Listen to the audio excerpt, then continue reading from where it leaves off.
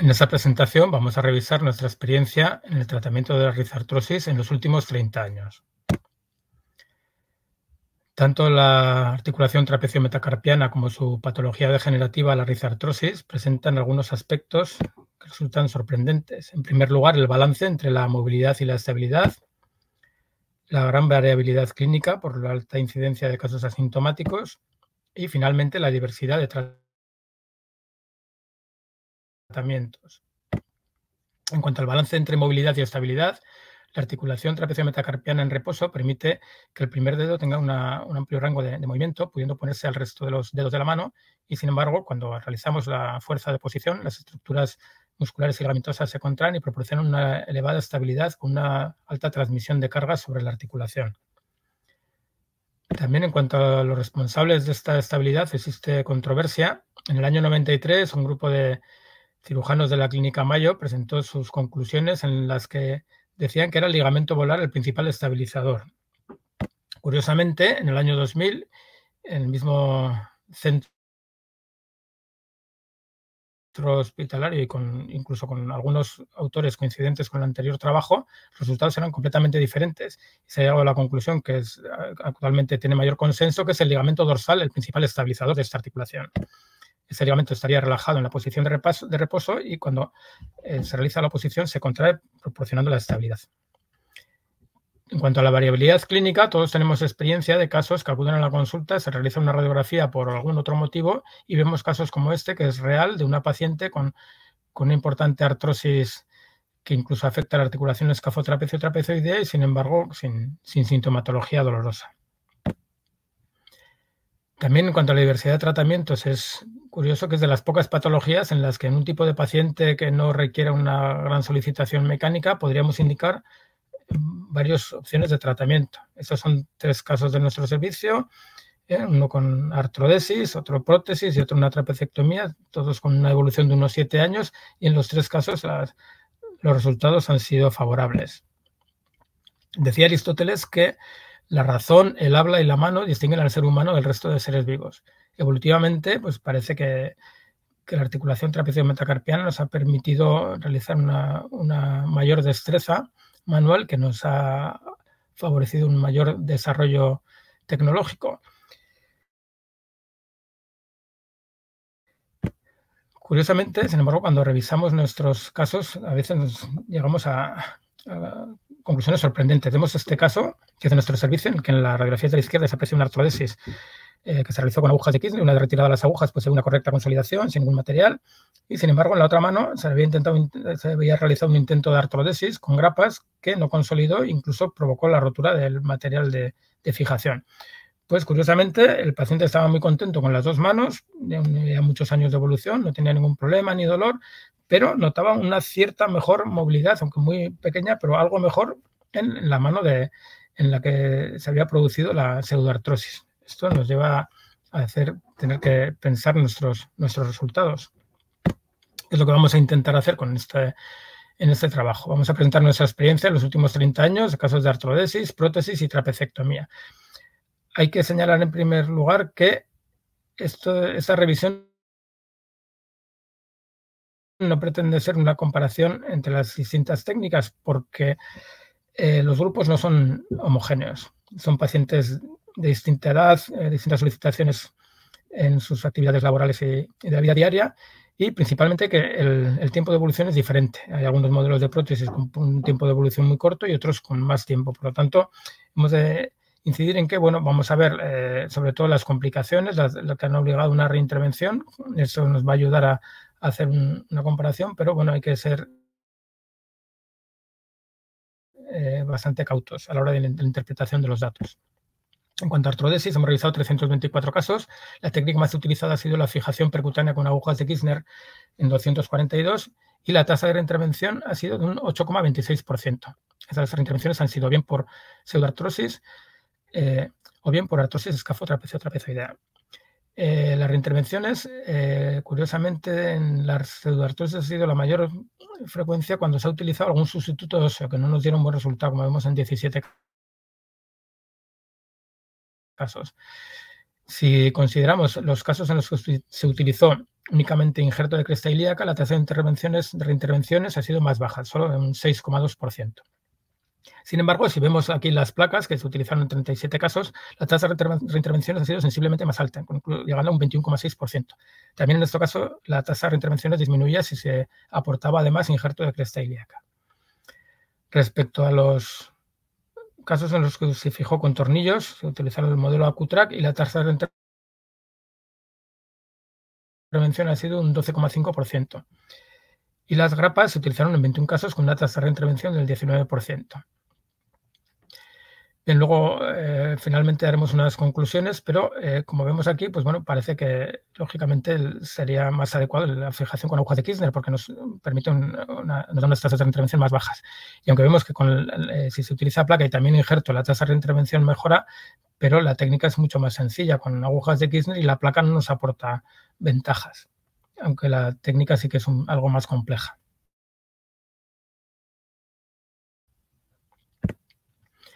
En los casos en que se produjo una pseudoartrosis, en 29 se reintervinieron y también la técnica más utilizada ha sido, de nuevo, la fijación con agujas de Kirchner percutáneas. Y como vemos, la tasa de consolidación en esta segunda reintervención ha sido muy alta, de un 91%, lo que nos parece que es una técnica fiable. Bien, en segundo lugar, respecto a las prótesis, que se implantaron casi 500, la prótesis que se ha implantado con más frecuencia ha sido la malla, con 247 casos y una tasa de reintervención de un 5%. El siguiente modelo en frecuencia sería el modelo ARPE, con 98 implantes, con una tasa de reintervención de un 20%. Pero como he dicho antes, esto hay que tener en cuenta que esta prótesis ARPE es un modelo más antiguo, luego, lógicamente, estas prótesis llevan mayor tiempo de evolución y esto hace que aumente la tasa de reintervenciones por un aflojamiento a largo plazo.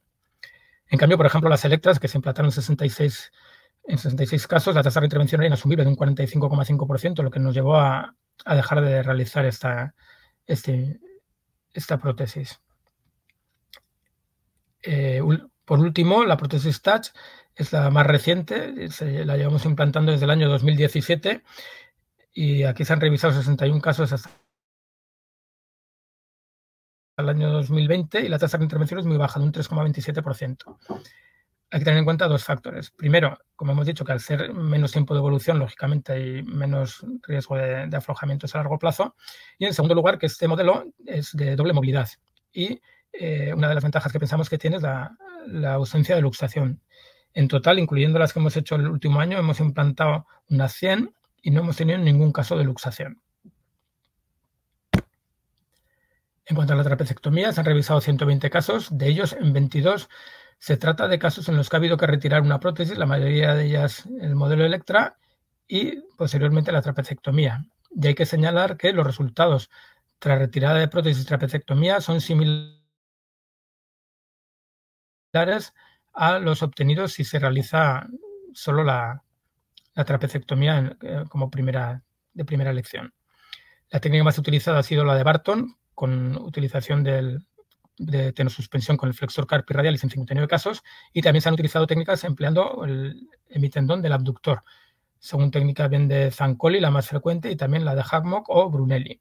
La tasa de reintervención en esta técnica ha sido muy baja, del 1,6%, pero como veremos más adelante hay que tener en cuenta que en este caso la tasa de reintervención no supone a veces no refleja la satisfacción del paciente. La trapecectomía, en las series publicadas hay entre un 15 o hasta un 25% según las series de pacientes con cierto grado de insatisfacción. Lo que pasa es que no existe una técnica quirúrgica con un rescate favorable. Por eso muchas veces no se indica la reintervención. Ya lo comentaremos más adelante. Finalmente, hemos revisado también 6 casos en los que se intentó la técnica de osteotomía de extensión del primer metacarpiano. Sin embargo, aquí la tasa de reintervención ha sido muy alta, de un 50% en la mitad de los casos. Pero es que también de los que no se ha reintervenido, los resultados no han sido muy favorables. Únicamente en un caso ha habido una buena evolución a los 6 años, otro caso no mejoró, y el caso con una mejoría parcial es este en el que vemos aquí las radiografías, que curiosamente a los 6 meses ya se observa un deterioro articular muy importante, que no se ha prevenido con la técnica de la osteotomía. Bien, el análisis de nuestros resultados, pues lo que tendría que llevarnos a clarificarnos un poco nuestra actitud a la hora de decidir el tratamiento quirúrgico de este tipo de patología. Lógicamente hay que tener en cuenta, en primer lugar, el paciente, su edad y principalmente su actividad, pero también es muy importante la experiencia del cirujano. Lógicamente, si un cirujano no está cómodo con una técnica, es difícil que la indique o se verá más retraído. Y luego hay que tener también en cuenta los costes de la técnica, aunque a veces una técnica que pueda suponer un mayor gasto económico en su realización, si previene reintervenciones, pues puede compensar. El espectro en cuanto al tratamiento de los pacientes sería un poco similar a este gráfico de círculos que vemos en la pantalla, en el cual habría muy pocos pacientes a los que se podría indicar cualquiera de estas tres técnicas sin pensar que una puede ser significativamente mejor, y la mayoría de los casos pues podríamos tener dudas entre dos tipos de técnicas, pero en algunos casos sí que pensamos que estaría claramente indicada alguna de ellas. Eso es lo que vamos a intentar ir analizando en cada una de las técnicas. Bien, la artrodesis tiene como principal ventaja que permite realizar ejercicios de fuerza y que recupera la estética de la mano. Como desventajas tendría, lógicamente, se pierde la movilidad de la articulación y como principales complicaciones, la principal, la pseudoartrosis y, en segundo lugar, la artrosis escafotrapecio-trapezoidea. Por lo tanto, consideramos que esta técnica sería de elección en pacientes jóvenes que necesiten realizar ejercicios de fuerza. Como hemos dicho, se pierde la movilidad de la articulación, pero curiosamente los pacientes cuando los revisamos no se quejan de una pérdida de movilidad en la mayoría de los casos. Vemos aquí un caso real en el que se realizó una artrodesis en la mano derecha y curiosamente la movilidad aparentemente es muy similar porque existen otras articulaciones, tanto el dedo como en el carpo, que suplen el defecto. La artrodesis tiene como principal complicación la pseudoartrosis. En las revisiones bibliográficas esta incidencia se refiere entre un 5 y un 30%. En nuestro caso ha sido un 19%, pero incluye también los casos en los que se utilizaron placas, otros materiales con mayor tasa de pseudoartrosis. Si tenemos en cuenta solo los casos en que se utilizaron agujas de Kirchner en injerto de cresta ilíaca, la tasa de pseudoartrosis ha sido en nuestra serie de un 12%, pero con muchos casos que ha sido bien tolerada. Como hemos visto, la tasa de reintervenciones era de un 6%, pero incluyen también algún caso de artrosis escafotrapezoidea, con lo cual habría que decir que más de un 50% de la pseudoartrosis, si se utilizan agujas de Kirchner y no se deja material, puede ser bien tolerada. Es importante, eso lo hablaremos luego a la hora de elegir la técnica, que curiosamente en la pseudoartrosis muchas veces lo que provoca la necesidad de una reintervención es la protrusión del material roto o aflojado por la pseudoartrosis, no ya la pseudoartrosis en sí. Como segunda complicación referimos la artrosis escafotrapecio-trapezoidea, que en nuestra serie es de un poco más del 50%, 53%, pero también son muchos casos leves y la mayoría asintomáticos con una sintomatología muy tolerable, teniendo en cuenta que es un seguimiento muy largo, la media más de 20 años.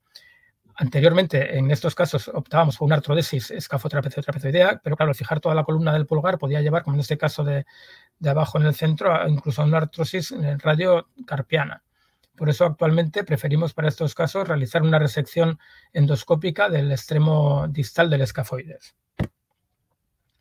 Bien, para resumir, pues si se opta por una artrodesis, que estaría más indicado en un paciente joven con solicitaciones mecánicas importantes, nuestro criterio, coincidiendo con esta revisión de la Sociedad Española de Cirugía de la Mano, sería aconsejar la fijación con agujas de Kirchner.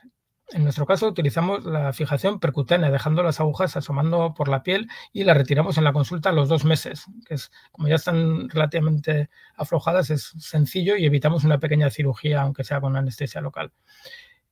Consideramos también eso, que es importante, el aporte de injerto de cresta ilíaca, y una de las principales ventajas de esta técnica es su simplicidad, que por ejemplo, esta es una de las últimas intervenciones, un tiempo de isquemia de 32 minutos, considerablemente menor si utilizamos placas o tornillos, que además no nos aportan, como hemos visto, una mejoría en cuanto a los resultados de consolidación. Respecto a las prótesis, esta técnica tiene como principal ventaja que conserva la movilidad de la articulación, mejora también el aspecto estético y en caso de complicaciones tiene un buen rescate quirúrgico con la trapecectomía. Como complicaciones, principalmente la luxación a corto o medio plazo, y a largo plazo sería el aflojamiento. Tiene como desventaja también el elevado coste. La prótesis estaría principalmente indicada en pacientes en los que no requieran en su vida diaria o en la actividad profesional unas solicitaciones mecánicas importantes, y también en estos casos con hiperextensión metacarpofalángica, porque al corregir la aducción del primer metacarpiano se mejora también la hiperextensión de esta articulación. Como desventajas de complicaciones tendría en primer lugar la luxación volar, pero hemos visto que esto se podría evitar con las prótesis de doble movilidad. Y el aflojamiento. El aflojamiento puede depender bien del modelo, como ocurre en las prótesis de Electra, que ya hemos dejado de implantar, o por la técnica quirúrgica. Vemos aquí un aflojamiento en el que el implante quedó demasiado medializado, y entonces eso ha provocado el aflojamiento. Además, pues, claro, al no estar correctamente centrado, se produce un estrés de fuerzas en esa zona que favorece la movilización. Por tanto, nosotros, si se opta por una prótesis, pensamos que sería mejor implantar una con doble movilidad, que tiene como ventajas evitar la luxación y que, al haber un reparto de fuerzas entre los dos, el doble componente, no se produce un estrés de fuerzas tan puntual como en otros modelos, con lo cual nos da un cierto margen de no hay que ser tan estrictos en la implantación de un componente del trapecio. Bueno, mejor dicho, no es que haya que hacer, hay que intentar ser lo más cuidadosos posibles, pero nos da un cierto margen para que, si la implantación no ha sido muy correcta, pues haya un margen para intentar evitar un estrés de fuerzas que lleve a la movilización del implante. Finalmente, en cualquier tipo de prótesis, pues hay que tener en cuenta que si fracasa, pues tenemos una buena opción quirúrgica de rescate, que sería la trapecectomía. Estas son unas fotos de una paciente a la que se le había realizado una retirada de una prótesis Electra hace 15 años con una trapecectomía, y ahora está a punto de jubilarse, además un trabajo de limpiezas con solicitaciones importantes, con lo cual los resultados son aceptables. Finalmente, en cuanto a la trapecectomía, tiene como ventaja la simplicidad quirúrgica y que mantiene la movilidad, y como desventaja sería la pérdida de fuerza, aunque nosotros pensamos que estaría más indicado en pacientes ya de una edad de mayor edad. Entonces, pues bueno, normalmente no repercute en cuanto a su funcionalidad esta pérdida pequeña de fuerza. Pero como principal desventaja pensamos que tiene el colapso, que tiene difícil solución quirúrgica. Eso es un poco lo que hemos comentado antes. En la mayoría de los casos se corrige, como esta foto de la izquierda, se corrige bien la deformidad y tiene unos buenos resultados, pero se produce a veces el colapso, y como he referido antes, las series bibliográficas hablan de una disconformidad del paciente hasta en un 15 o 20%. El tema es que, claro, como no tenemos una muy buena solución quirúrgica y el paciente a veces es un paciente añoso que no está muy animado a una reintervención porque más o menos ya se adaptaba a esta deformidad, pues muchas veces el que haya pocas reintervenciones no quiere decir que los resultados hayan sido todo lo favorables que deseamos. Finalmente, si se elige una trapecectomía, que en nuestro caso eso pensamos que estaría más indicado en pacientes ya más mayores, o, como hemos dicho, en el caso de fracaso de prótesis, todas las revisiones bibliográficas, cuando se revisan los trabajos de medicina basada en la evidencia, en ningún caso, ninguna técnica de tenosuspensión parece que aporte unos mejores resultados, incluso respecto a la trapecectomía simple. Por tanto, pensamos que sería más razonable intentar utilizar técnicas lo más simples posibles. Es una opinión personal, pero para mí las técnicas que utilizan el tendón flexor carpirradialis o las que utilizan unas lazadas a través de su inserción pueden provocar dolor por estenosis de esa inserción del tendón. Entonces yo personalmente prefiero estas técnicas que utilizan el medio tendón del abductor, y me parece muy buena opción esta técnica descrita por Rocci y Brunelli en el año 2011, en el que pasa el tendón del abductor a través del ligamento intermetacarpiano. En caso de que el ligamento intermetacarpiano sea insuficiente o porque la resección del trapecio se haya lesionado, se puede optar por un implante en el segundo metacarpiano y fijar el tendón a ese implante. Muy bien, pues nada más. Muchas gracias por su atención.